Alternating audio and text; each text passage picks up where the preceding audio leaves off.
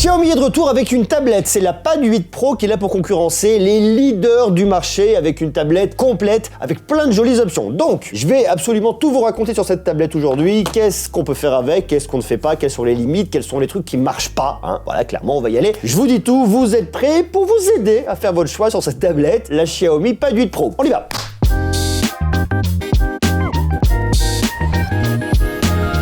Alors regardez, déjà on va commencer par regarder le design. Le premier truc qui m'intéresse, c'est que la Pad 8 Pro, c'est pas une tablette qui est trop grande. Elle a une taille d'écran qui est assez maîtrisée, c'est du 11,1 pouces, qui reste malgré tout confortable, notamment pour de la productivité, et je vous parle du format tout à l'heure parce que c'est vraiment le sujet aussi qui est extrêmement intéressant. Elle pèse 485 grammes, elle est pas trop lourde, ça va, ça convient, et alors il y a une finition qui est un peu différente sur le modèle Pro, si ça vous intéresse toutefois, c'est une finition avec un verre mat que je n'ai pas ici, moi j'ai un verre classique. En verre mat, elle est un peu plus lourde. Au lieu de 485, elle passe à 494 grammes. C'est vraiment pas grand chose. Elle n'est pas très épaisse non plus. Regardez, elle fait à peine 5,75 mm d'épaisseur, donc ça convient aussi. Elle existe dans 3 couleurs. On l'a en gris, comme là, très simple, très classique. On la retrouve également en vert et en bleu. On a un boîtier en métal unibody, et ce que je trouve pas mal du tout avec cette tablette, c'est que c'est un format qui est bien, qui est pas compliqué. Voilà. Alors regardez, ce qui est intéressant, c'est que là, vous avez des connecteurs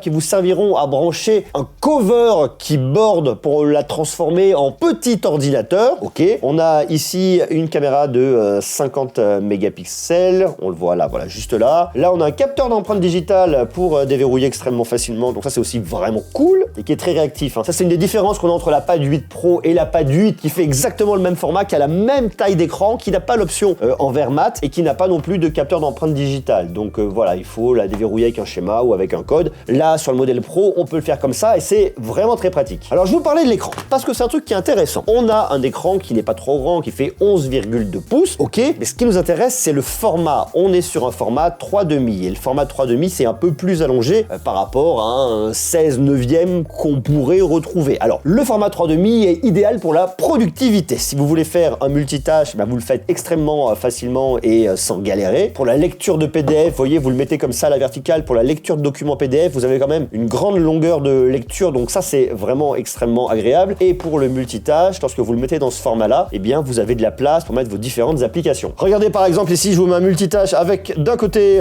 une vidéo YouTube que j'ai là, et de l'autre côté, je vais venir naviguer sur Internet, hein, par exemple, hein, je peux faire ce que je veux. Eh bien, ce qui est intéressant avec le format 3,5, c'est que je peux vraiment redimensionner comme ça, c'est-à-dire ne pas tout fermer, avoir quelques informations, et je peux vraiment aller extrêmement loin. Vous voyez, je peux le mettre comme ça. Donc ça, c'est quand même vachement pratique. Alors me direz-vous, qu'est-ce que je vais faire de là? Forcément pas grand-chose parce que c'est tout petit, mais il y a certaines applications où ça peut être vraiment intéressant pour faire la part belle à une partie plutôt qu'à une autre. Donc comme ça, je peux vraiment le mettre un peu comme je veux. Et c'est ça vraiment que je trouve intéressant avec ce format 3,5, c'est que comme il est assez étendu, je peux positionner mes fenêtres un peu comme je veux. Donc ça, c'est vraiment très très cool. Donc là, j'ai mis un navigateur, mais je peux mettre autre chose si je le veux et il n'y a aucun problème. L'autre truc que je voulais vous montrer, vous voyez, hop là, par exemple, si je repasse en full écran sur cette vidéo, eh bien, c'est que j'ai des haut-parleurs qui sont vraiment bien et de très bonne qualité.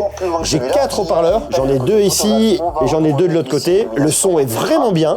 Écoutez, hein. Vous verrez bien, il est marqué Ultra ici.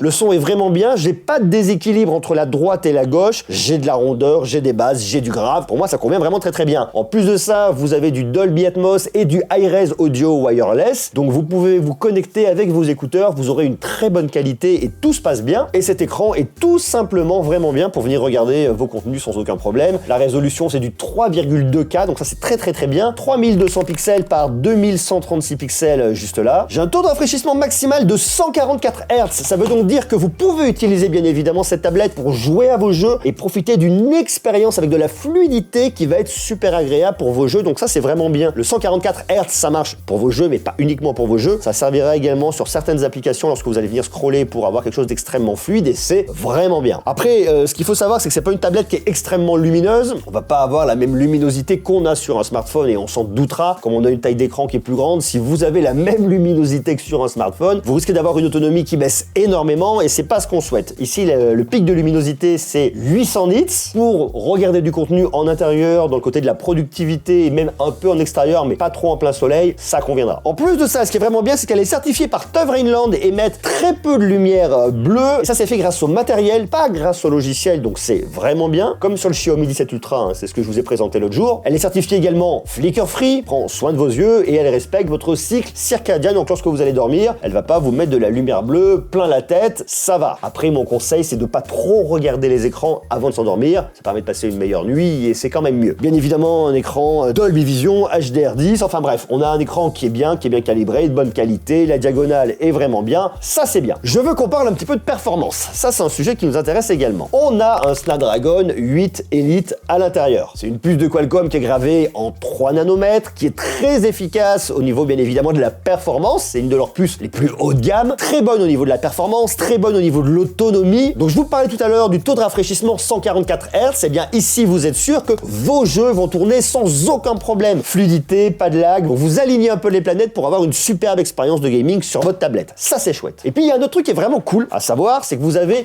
soit 8 Go de RAM, soit 12 Go de RAM. Mais c'est pas la même technologie de RAM. Laissez-moi vous expliquer. En fait, si vous prenez la version 8 Go de RAM, vous avez la technologie de RAM, c'est de la LPDDR5X qui marche très bien, qu'on retrouve dans le haut de gamme, il n'y a aucun problème. Mais si vous passez sur la version 12 Go de RAM, on a de la LPDDR5T. T pour turbo, qui est en fait 13% plus efficace que la LPDDR5X. Donc la version 12 Go de RAM, en plus d'avoir plus de RAM, a une meilleure technologie avec un gain d'efficacité et qui va participer également à avoir une meilleure autonomie puisque vous allez avoir une meilleure efficacité sans pour autant avoir une moins bonne autonomie. Donc ça, c'est vraiment bien. Après, en termes de stockage, elle existe en 256 et 512. La technologie de stockage, c'est de l'UFS 4.1. Ça va très bien. Et puis le truc qui est important ici, c'est que bien que votre tablette soit pas trop épaisse, regardez, eh bien, vous avez une grande batterie à l'intérieur, 9200 mAh. Ça a été amélioré par rapport à ce que nous proposait Xiaomi sur la Pad 7 Pro. Donc ça, c'est vraiment bien. Avec de la recharge 67 watts, le bloc de charge n'est pas inclus, il faut l'acheter en plus. Mais si vous avez déjà un smartphone de Xiaomi avec un bloc de charge rapide, il sera totalement compatible et il n'y a aucun problème. Je vous le disais tout à l'heure, cette tablette, elle fonctionne avec le Focus Keyboard, qui est un clavier cover qui va le protéger et qui transforme votre Pad 8 Pro en un vrai petit ordinateur. Mais on a en plus de ça un stylet, puisqu'on peut l'utiliser avec le nouveau Xiaomi Focus Pen Pro, que je n'ai pas ici, donc je vous ferai pas la démonstration, avec plein de gestes pour venir dessiner, griffonner, prendre des notes, travailler avec un stylet. Je suis pas quelqu'un qui travaille avec un stylet, mais si c'est votre cas, eh bien l'option est disponible. En supplément, bien évidemment, on s'en doutera. Et puis il y a un autre truc dont je voulais vous parler qui me paraît être assez important ici, c'est-à-dire que Xiaomi nous dit, vous avez grâce à l'application Xiaomi Interconnectivity la possibilité de connecter notamment votre MacBook. Moi ici j'ai un MacBook Pro, de connecter un iPad, de connecter votre iPhone pour pouvoir l'utiliser comme un deuxième écran ou pour pouvoir vous envoyer des fichiers très facilement. J'ai absolument pas réussi. Et je vous le dis, hein, regardez, je vous le montre. J'ai mon Mac qui est là, j'allume mon Mac, j'ai mon application qui est installée Xiaomi Interconnectivity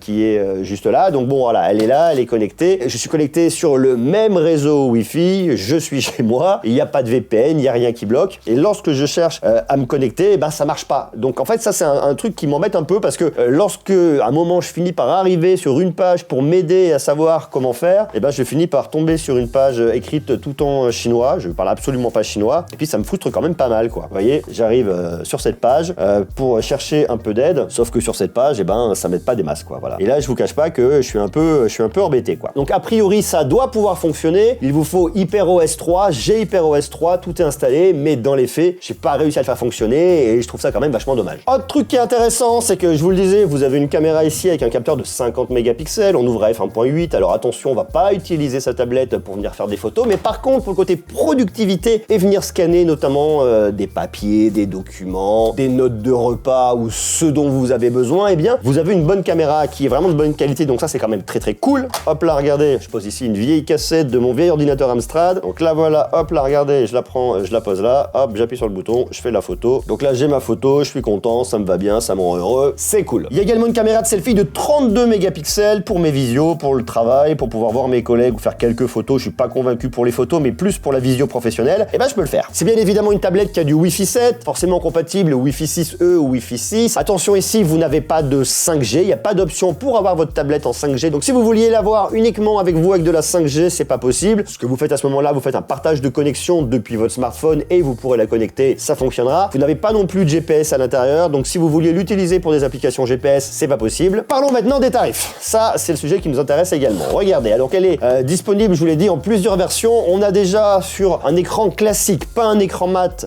la version 8, 256 Go de stockage à 551 €. Ok, ça va, je trouve que le prix est vraiment maîtrisé par rapport à ce que peut faire cette tablette et vu toute la performance que vous avez à l'intérieur. Elle est disponible également en 12 512 à 701 €. Ça aussi, c'est vraiment bien. Et si vous voulez l'option avec le verre mat, 12 512, elle est à 721 €. Ça veut dire qu'ici, la vraie question à se poser, c'est est-ce que je veux 8 Go de RAM, 256 Go de stockage ou est-ce que je veux 12 512? Il est évident que si vous prenez la version 12 512, vous prenez le verre mat. Je préfère les options verre mat, notamment lorsque vous avez des reflets, de la lumière, vous êtes beaucoup plus tranquille, ça change absolument tout et pour 20 € d'écart, à 700 €, ça vaut vraiment le coup de la prendre. Maintenant, le vrai bon plan et le vrai bon tarif, eh bien c'est le 8 256. On est à 551 €. C'est un vrai prix d'appel pour cette tablette très haut de gamme, je le dis une fois de plus, avec plein d'options. Ça veut dire que si vous la prenez en 8 256 à 551 € et qu'en plus vous prenez le Focus Keyboard, eh bien vous la transformez en un petit ordinateur avec votre clavier physique, vous êtes tranquille. Donc cette tablette, est-ce qu'elle est bien? Est-ce qu'elle est performante? Est-ce que Xiaomi l'a réussi? Oui, pour moi Xiaomi l'a réussi. Elle est performante, elle est bien, elle est compacte, l'écran est de bonne qualité, l'audio est vraiment bien. J'aime beaucoup le format 3,5 que je trouve vraiment très pratique pour toutes les notions de productivité et même pour regarder vos films et vos séries et pour jouer à tous vos jeux, il n'y a aucun problème. Donc si elle vous intéresse, bien évidemment, je vous mets un lien juste en bas dans la description. Et ce que je vous ai pas dit, c'est qu'elle tourne sur Xiaomi HyperOS 3 avec pas mal d'intelligence artificielle. Bien évidemment, on a Gemini Live, vous avez l'assistant de rédaction IA. Il y a pas mal de choses ici. Il y a l'interprète, il y a la recherche IA, il y a les sous-titres IA. Et j'aime beaucoup l'expérience Xiaomi HyperOS 3 que je trouve très cool. D'ailleurs, je vous en ai fait une vidéo sur smartphone, mais c'est la même chose ici sur tablette. Foncez par ma vidéo, ça pourra peut-être vous aider dans votre choix.